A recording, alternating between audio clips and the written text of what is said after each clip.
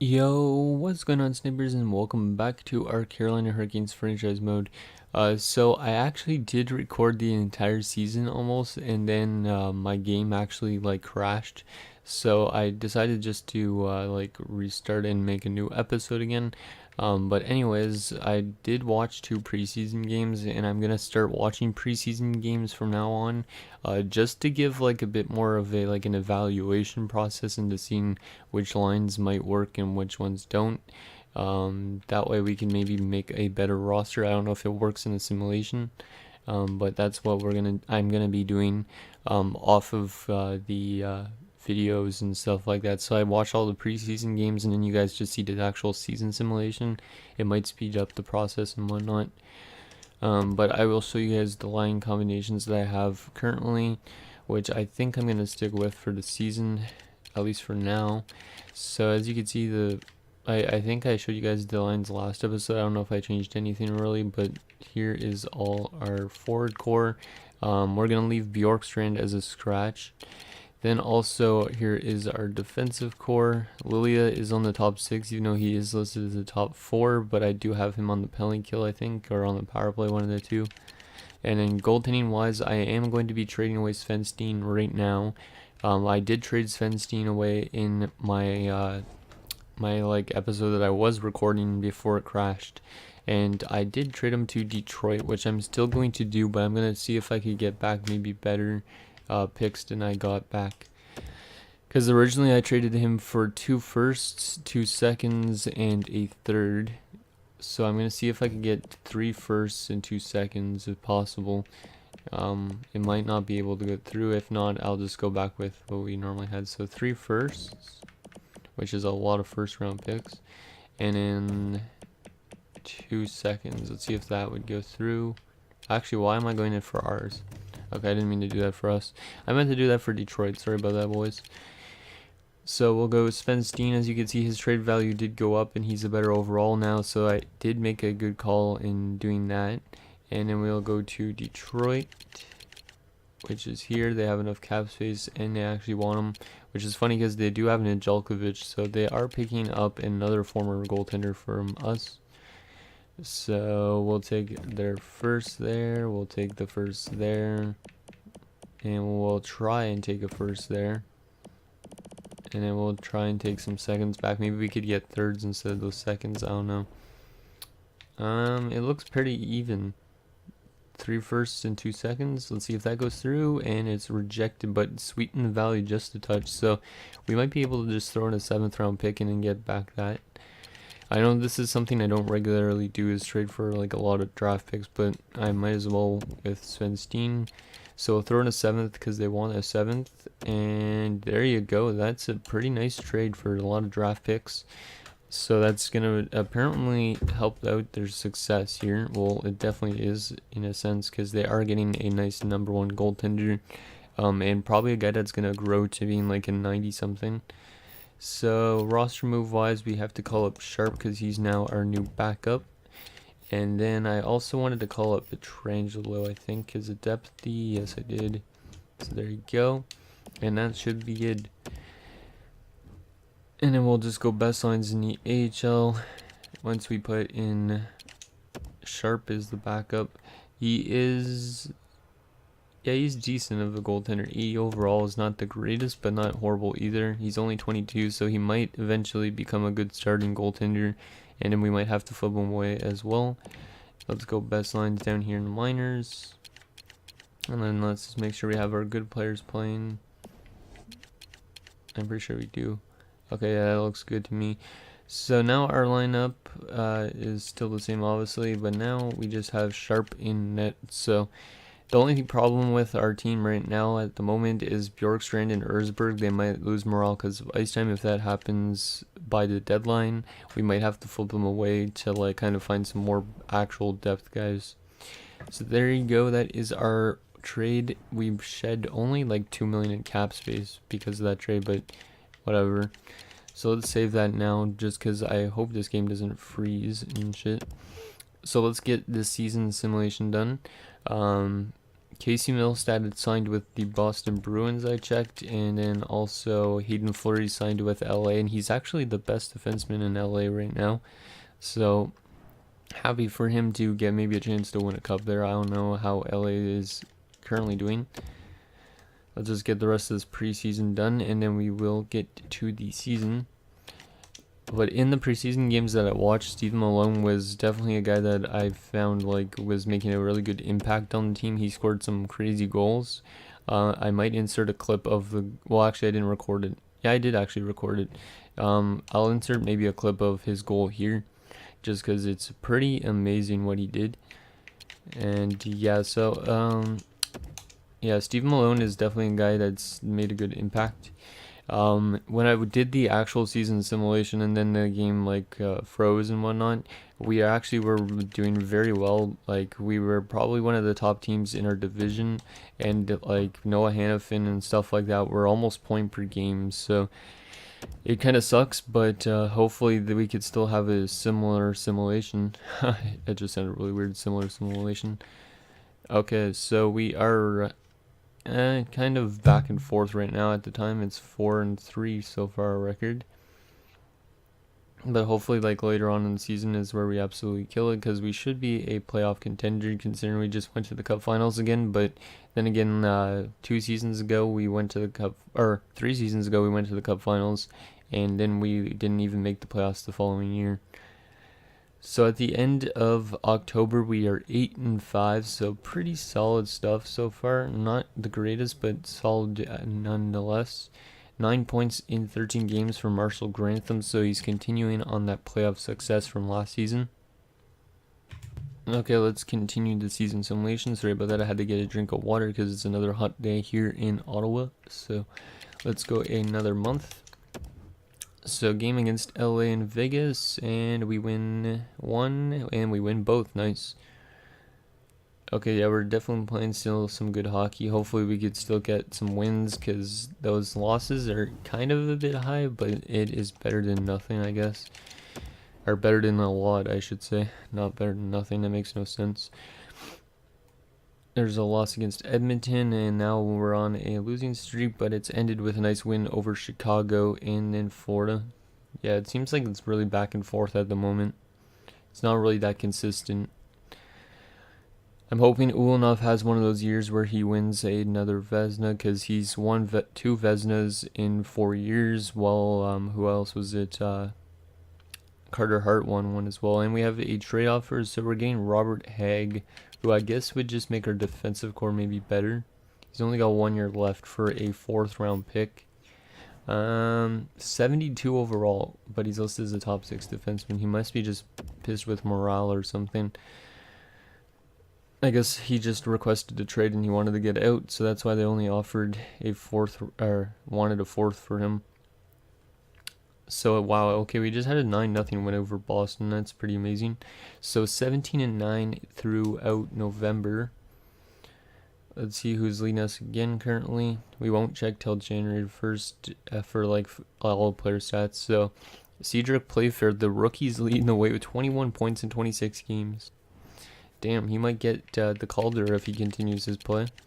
So let's go another month. We have a back-to-back against Florida, and we lose the first one and we lose the second one in a shootout. So not a good performance against Florida, I guess, but well, yeah, they're not even in our division, so it doesn't really matter really that much. But and oh wow, okay, the captain Noah Hannafin has been injured with a bruised hand, and he won't return until December 19th. So that is a it's not a horrible injury, because we could survive it, because we got depth defenders, but still. So let's bring up Arvidsson, let's bring up Henriksen. Well, actually, let's bring up Lilia. Why the heck did it go over to Henriksen?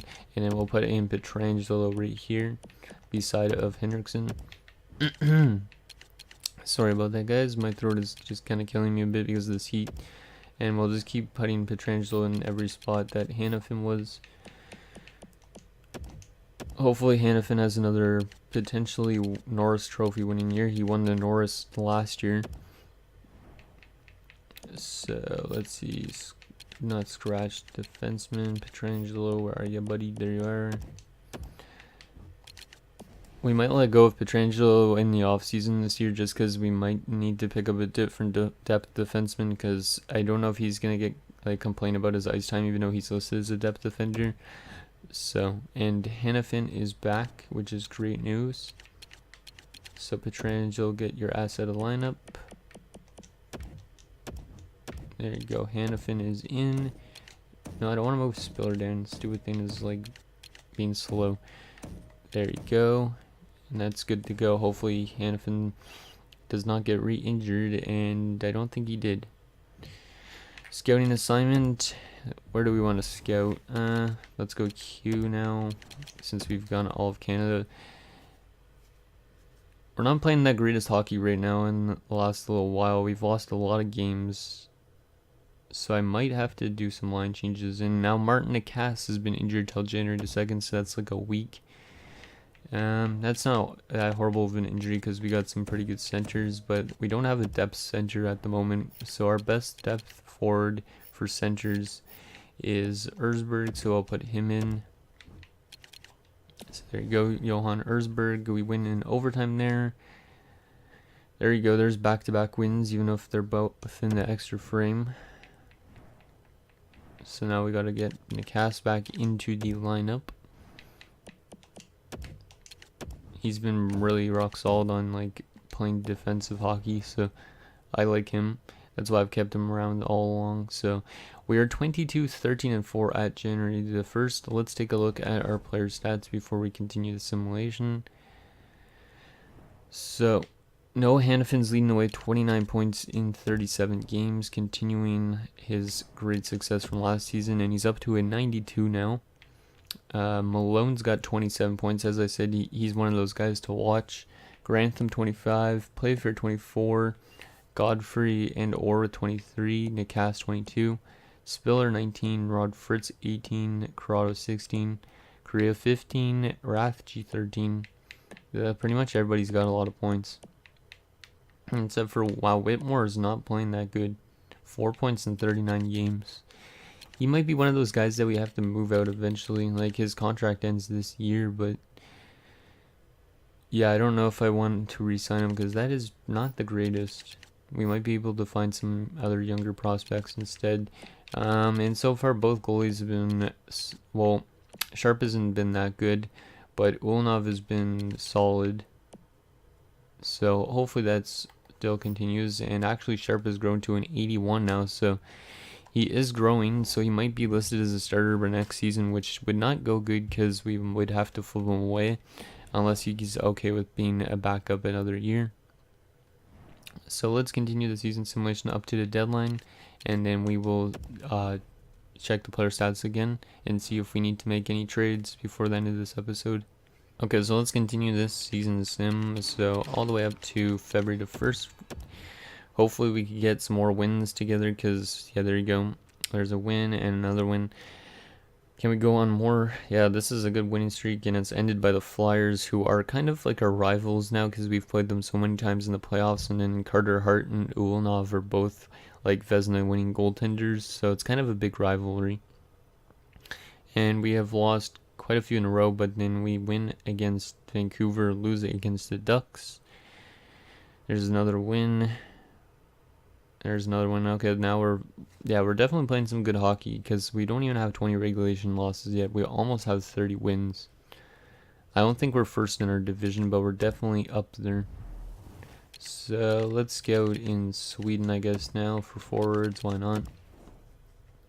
So let's just take a look at the standings in the player leader quickly again. So player leader after that is Noah Hannafin, still at 40 points in 49 games, and we're first in our division. But wow, there's only a 6-point differential between us and the wild card, so we got to keep trucking along if we want to actually win this division, or make the playoffs in general. There is an OT loss against the Ducks. Game against Columbus is a nice shootout win, and then we lose to the Rangers in OT, so at least with those OT losses, we're still getting points. That would help out with the standings, and now we have lost 3 games in a row. There's a win against Colorado and Toronto. Okay, now we're playing some good hockey. Can we continue? Yes, 3-game winning streak. Is it going to be a 4-game winning streak? Yes, it is. And then against the Islanders, we lose. Of course, they're going to beat us after we took them out last year in the playoffs. Game against New Jersey, and Josh Hosing actually signed with the Devils, which is kind of a bit of a statement that he doesn't like us, I don't think, because he signs with the team that we played in the playoffs like the year before that. And it's kind of like a rival since it's a divisional team. And in last game of the month against Rangers, who are actually having a really good season, and we lose. So we are 36, 22, and 6 up here at the trade deadline. Let's just take a look at the player stats again. So Malone, 50 points in 64 games. Wow. See, now that's why he is our why he's been like staying around with the team. I don't even know what I was gonna say, but anyways, there's still only like a 4-point differential between us and the wild card. We are now second in our division, so we got to keep winning still. We can't just like sit back and relax now. And Malone has jumped up to an 85 from an 84, so that is really good. So Hanifin, 47 points, really good season so far. Grantham, 44, etc. There's a lot of depth point wise. Like our lowest point man is Lilia with 3 points. Whitmore's got 7 now, and then Hendrickson's got 8. Goaltending wise, Ulnov, yeah, he's playing pretty good. I don't know if it's really, it's probably not Vezina candidate, but still pretty good. And then Jose Sharp is getting wins, but he's also losing games. He's been somewhat solid for us in backup. So let's continue the season simulation, because I'm not going to make any trades, because we made already our big trade at the start of the season. I'm just nervous to see if Sven Steen is going to be up to like a 90-something by the end of the season. Detroit might be a playoff team. With that record, they should be a playoff team, I think. If Detroit continues to play good, they might make the playoffs as well. Hopefully we don't have to actually face Sven Steen in the playoffs, even though he hasn't really been a starter before, so it's his first time learning. So we have an injury to Ethan Godfrey. Okay, that's fine, because we got, like I said, the center depth. I'm going to move Corrado up because he's a sniper, and Nikas is more of a defensive player. And then we're also going to move, let's see, who is it? Yeah, Bjorkstrand's not happy at all. Oh well, I'll just keep him there. If need be, I'll send him down to the minors. And then maybe he could get picked up off waivers or something. I don't know. So Godfrey is back. Good news. I'd rather give Erzberg over ice time over Bjorkstrand for center-wise, just because Bjorkstrand's got worse face-offs. So Godfrey, you're up there. Corrado, you're down there. So game against Vegas is a nice shutout win, 4-0. And then we beat the Caps 5-2. Game against Buffalo after the scouting assignment. Where are we going to scout? Yeah, we could go to Russia. Why not? Find some good Russian forwards. We win against Buffalo, and oh my goodness, Sven Arvidsson has been injured with a sore foot. Well, at least it's not too long term. So like I was doing before, Lilia could go up, and then Petrangelo, you could go here. He's actually dropping because of ice time, I think, as well. Yep. Damn, that is not good. Might have to send him back to the minors too.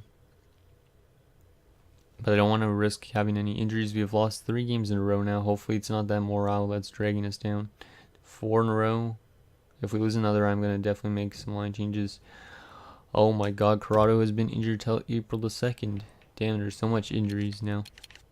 At least it's not as bad as a couple of years ago when we had like 13 injuries. So Erzberg, you could jump back in. Wow, I saw Korea was actually up to an 83. I might have to move him up in lines, because he might be listed as a 3rd-line scorer now. 3rd-line checking forward still. Yeah, let's move Playfair in Korea just for something different. And then let's actually... No, Orr's defense is really bad. So Petrangelo get out of the lineup. And then Arvidsson can now play there, and boom. Come on, there's 2 wins in a row. 3, there's a loss. Game against Montreal, there's another loss. Don't lose all these games. Corrado is back. And then we'll check the standings again quickly, because I don't know if we're actually in a playoff spot. I don't know if it's if we just clinched a playoff spot, because we have been struggling recently. So that is good, actually. Right like that. So the Rangers look like they're running away with our division and potentially the Presidents. And we have not clinched yet, but we are very close to.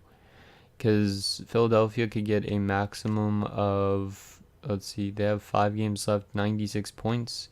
Which means if we win at least like 3 games, we should clinch. So game against Rangers, shootout win, nicely done, guys. Game against Tampa Bay is another win, nice. Okay, now we should almost be clinching with a win here. There's a win, and we have clinched the playoffs, I think. Let's just make sure. It should say, yeah, we did clinch the playoffs. Nicely done, guys. So we make it back to the playoffs for back-to-back seasons. That's good. We didn't go on a slump and miss the playoffs. So the final 2 games of the season against the Islanders in Toronto, and we win and lose one. So we finished the season 45, 29, and 8. So not really the greatest season, but maybe it's enough to help us in the playoffs. So we finished second in the division with 98 points. So let's take a look at the standings and the player stats and all that stuff. And we'll see who we're up against in the first round. Actually, there's some teams that still have 1 game left, so let's continue until we see who we're up against in the first round, and then we'll check the actual standings. So, I wonder who we're up against. Philadelphia did squeak into the playoffs, though, which really sucks, I think. Yeah, they did. Because I don't want to play Philadelphia again, because we kind of have like that rivalry, as I was mentioning earlier. And we are playing who? We are playing the Pittsburgh Penguins. Interesting. I think we've played them like maybe once before. I could be wrong with that. Let's check player stats actually first. So Malone led the team with 66 points, and he was a plus 15 up to an 86 overall. That is great. Hannafin 59 points, Grantham 54, Godfrey 52, Fritz 48, Playfair 47, Nikas 44, Poirier 37, Spiller 36, Orr 35 in his rookie season. Korea 28 points, Corrado 26, Rafferty 24. Yeah, just pretty much some really good depth points. Lilly is like the only, like Lilly and Henriksen are more defensive defensemen, so it's kind of fine that they didn't produce. Goaltending wise, Ulnov had a good win-loss ratio of 4 shutouts, 926 save percentage, and a 2.21 goals against average. And then Sharp was not the greatest still, but at least Ulnov played good when he was in net. Let me also just quickly check the entire league, because I'm curious to see about the rookie stats. And holy crap, 116 points. That is the most I've ever seen a forward put up on this like GM mode. So, damn, plus 63 as well for Kucherov. Damn. Okay, let's check rookie skaters. And no, we did not have the rookie of the year, but a really good year still for Playfair, who finished 4th among rookies. So, there's that. Let's take a look at the standings, see what did what for us. Maybe we should change up some of our like penalty kills and stuff. So we finished 9th in the league, which is not too horrible. We finished with 226 goals for, which was an average of 2.76 goals per game, which was not the greatest. It was around the middle, so not too bad. Goals per game, or goals against per game on average, we were one of the top teams, allowing only 192 goals. 2.34 per game. Our power play looks like it might have been the best. Yeah, we had the second best power play, tied for the second with the St. Louis Blues, with a 25% ratio, which is really, really good. That might be one of our best power plays yet. And then our penalty kill is really bad. It might be the worst. The 3rd worst in the league, 76.5%. So I'm definitely going to have to change up the penalty kill lines for when we actually start up the playoffs. I'm going to show you guys now the roster for the Pittsburgh Penguins, and then we will end this episode.